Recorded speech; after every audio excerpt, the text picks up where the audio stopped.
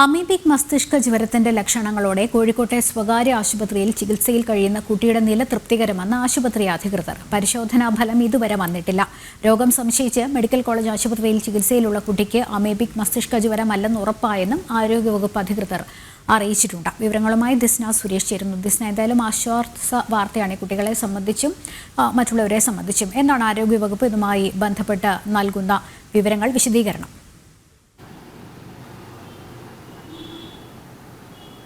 ലക്ഷ്മി സൂചിപ്പിച്ചതുപോലെ തന്നെ കോഴിക്കോട് ജില്ലയിൽ പ്രത്യേകിച്ച് അമീബിക് മസ്തിഷ്ക ജ്വരം ഈ സംഭവവുമായി ബന്ധപ്പെട്ട് വളരെയധികം ആശ്വാസകരമായ ഒരു വാർത്ത തന്നെയാണ് പുറത്തു വന്നിട്ടുള്ളത്. ഇതിൽ പറയുന്നത് അമീബിക് മസ്തിഷ്ക ജ്വരത്തിന്റെ ലക്ഷണങ്ങളോടെ കോഴിക്കോട് ആശുപത്രിയിൽ പ്രവേശിപ്പിച്ച കുട്ടിക്ക് മസ്തിഷ്ക ജ്വരമില്ല എന്നൊരു റിപ്പോർട്ടാണ് പുറത്തു വന്നിരിക്കുന്നത്. ഈ കുട്ടിയുടെ ആരോഗ്യനില തൃപ്തികരം എന്നൊരു റിപ്പോർട്ടാണ് പുറത്തു വന്നിരിക്കുന്നത്. ഈ കുട്ടിയുടെ അടക്കം രണ്ടുപേരുടെ ഈ റിസൾട്ട് ഇന്ന് വരുമെന്നാണ് പ്രതീക്ഷിക്കുന്നതെന്നും ആരോഗ്യ വകുപ്പ് അധികൃതർ വ്യക്തമാക്കുന്നുണ്ട്. കൂടാതെ തന്നെ പല സ്ഥലങ്ങളിലും, അതായത് രാമനാട്ടുകരയിലടക്കം വലിയൊരു രീതിയിലുള്ള നിയന്ത്രണങ്ങളാണ് കൊണ്ടുവന്നിരിക്കുന്നത്.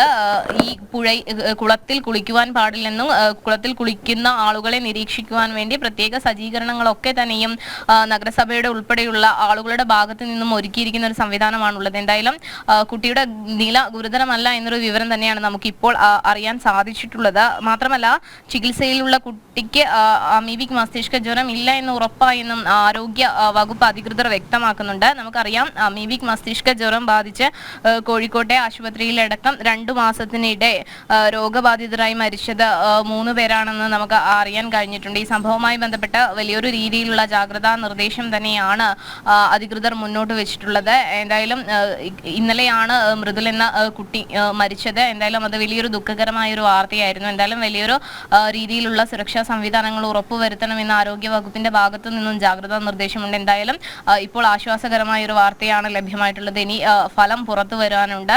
ഫലം പുറത്തു വന്നു കഴിഞ്ഞ ശേഷം കൂടുതൽ നടപടികളിലേക്ക് കടക്കും എന്നൊരു വിവരമാണ് ആരോഗ്യ വകുപ്പ് അധികൃതർ അറിയിച്ചിട്ടുള്ളത്. ലക്ഷ്മി, ശരി, ദിസ്നയാണ് വിവരങ്ങൾ നൽകിയത്.